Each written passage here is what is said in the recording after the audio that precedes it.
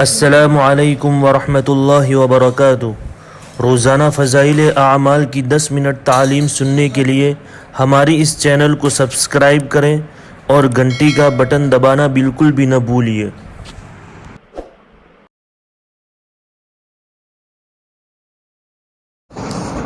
بسم اللہ الرحمن الرحیم۔ تیسرا باب صحابہ کرام رضوان اللہ تعالی علیہم اجمعین کے زہد اور فقر کے بیان میں۔ اس بارے میں خود نبی اکرم صلی اللہ علیہ وسلم کا اپنا معمول اور اس کے واقعات جو اس امر پر دلالت کرتے ہیں کہ یہ چیز حضور صلی اللہ علیہ وسلم کی خود اختیار فرمائی ہوئی اور پسند کی ہوئی تھی، اتنی کثرت سے حدیث کی کتابوں میں پائے جاتے ہیں کہ ان کا مثال کے طور پر بھی جمع کرنا مشکل ہے۔ حضور صلی اللہ علیہ وسلم کا ارشاد ہے کہ فقر مومن کا تحفہ ہے۔ حضور صلی اللہ علیہ وسلم کا پہاڑوں کو سونا بنا دینے سے انکار۔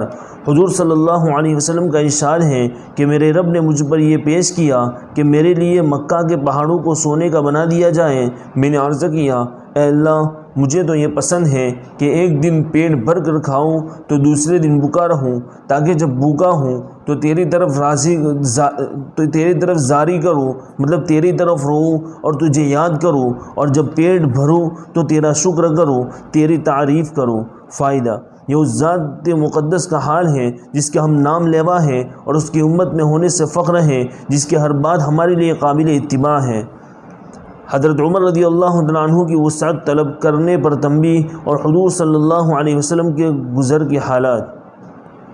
بیویوں کے بعض زیادتیوں پر ایک مرتبہ حضور صلی اللہ علیہ وسلم نے قسم کھا لی تھی کہ 1 مہینے تک ان کے پاس نہ جاؤں گا تاکہ ان کو تنبیہ ہو، اور علیحدہ اوپر ایک حجرے میں قیام فرمایا تھا۔ لوگوں میں یہ شہرت ہو گئی کہ حضور صلی اللہ علیہ وسلم نے سب کو طلاق دے دی۔ حضرت عمر رضی اللہ تعالیٰ عنہ اس وقت اپنے گھر میں تھے۔ جب یہ خبر سنی تو دوڑے ہوئے تشریف لائے۔ مسجد میں دیکھا کہ لوگ متفرق طور پر بیٹھے ہوئے حضور صلی اللہ علیہ وسلم کے رنج اور غصہ کی وجہ سے رو رہے ہیں۔ بیویاں بھی سب اپنے اپنے گھروں میں رو رہی ہیں۔ اپنی بیٹی حضرت حفصہ رضی اللہ تعالیٰ عنہ کے پاس تشریف لے گئے، وہ بھی مکان میں رو رہی تھی۔ فرمایا کہ آپ کیوں رو رہی ہیں؟ کیا میں ہمیشہ اس سے ڈرایا نہیں کرتا تھا کہ حضور صلی اللہ علیہ وسلم کی ناراضگی کی کوئی بات نہ کیا کر؟ اس کے بعد مسجد میں تشریف لائے۔ وہاں ایک جماعت ممبر کے پاس بیٹھی رو رہی تھی۔ تھوڑی دیر وہاں بیٹھے رہے مگر شدت رنج سے بیٹھا نہ گیا تو حضور صلی اللہ علیہ وسلم جس جگہ تشریف فرما تھے اس کے قریب تشریف لے گئے، اور حضرت رباح رضی اللہ تعالیٰ عنہ ایک غلام کے ذریعے سے جو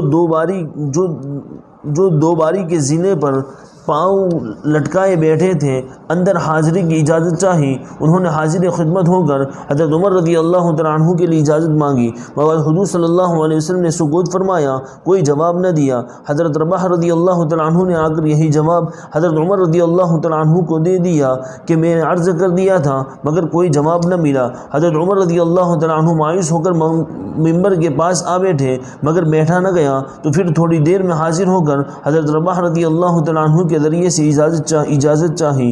اسی طرح 3 مرتبہ پیش آیا کہ یہ بے تابی سے غلام کے ذریعے اجازت حاضری کی مانگتے، ادھر سے جواب میں سکوت اور خاموشی ہی ہوتی۔ تیسری مرتبہ جب لوٹنے لگے تو حضرت رباح رضی اللہ تعالیٰ عنہ نے آواز دی اور کہا کہ تمہیں حاضری کی اجازت ہو گئی۔ حضرت عمر رضی اللہ تعالیٰ عنہ حاضر خدمت ہوئے تو دیکھا کہ حضور صلی اللہ علیہ وسلم ایک بوریے پر لیٹے ہوئے ہیں جس پر کوئی چیز بچھی ہوئی نہیں ہے، اس وجہ سے جس میں اظہار پر بوریے کے نشانات بھی ابھرے ہوئے ہیں۔ خوبصورت بدن پر نشانات صاف نظر آیا ہی کرتے ہیں، اور سرہانے ایک چمڑے کا تکیہ ہے جس میں کھجور کی چھال بھری ہوئی۔ میں نے سلام کیا اور سب سے اول تو یہ پوچھا، کیا آپ نے بیویوں کو طلاق دے دی؟ آپ نے فرمایا نہیں۔ اس کے بعد میں نے دل بستگی کے طور پر حضور صلی اللہ علیہ وسلم سے عرض کیا، یا رسول اللہ، ہم قریشی لوگ عورتوں پر غالب رہتے تھے، مگر جب مدینہ آئے تو دیکھا کہ انصار کی عورتیں مردوں پر غالب ہیں۔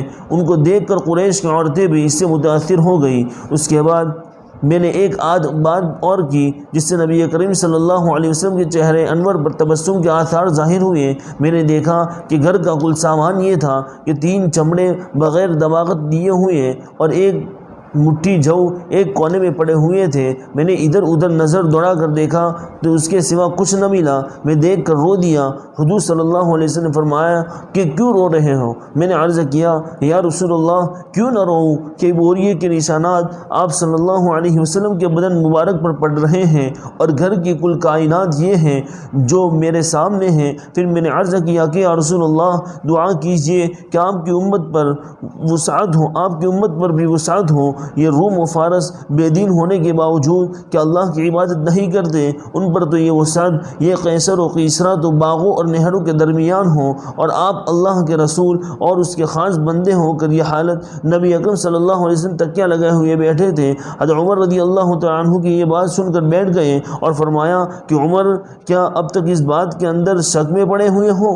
سنو، آخرت کی وسعت دنیا کی وسعت سے بہت بہتر ہے۔ ان کفار کو طیبات اور اچھی چیزیں دنیا میں مل گئی اور ہمارے لیے آخرت میں ہے۔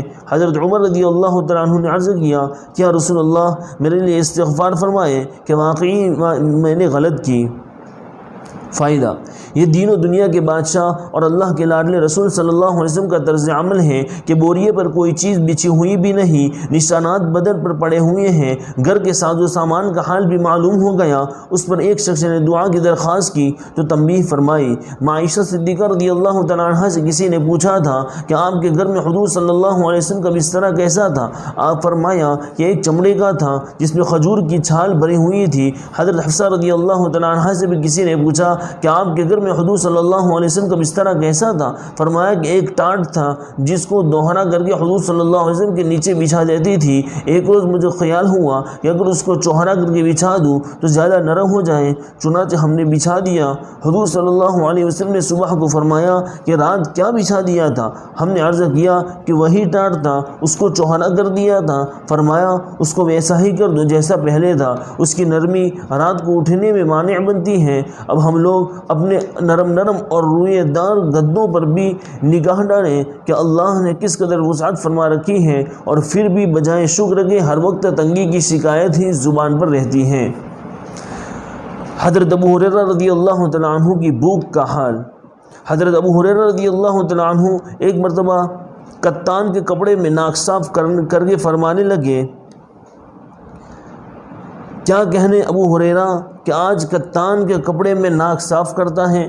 حالانکہ مجھے وہ زمانہ بھی یاد ہے جب حضور صلی اللہ علیہ وسلم کے ممبر اور حجرہ کے درمیان میں بے ہوش پڑا ہوا ہوتا تھا اور لوگ مجنون سمجھ کر پاؤں سے گردن دباتے تھے، حالانکہ جنون نہیں تھا بلکہ بھوک تھی۔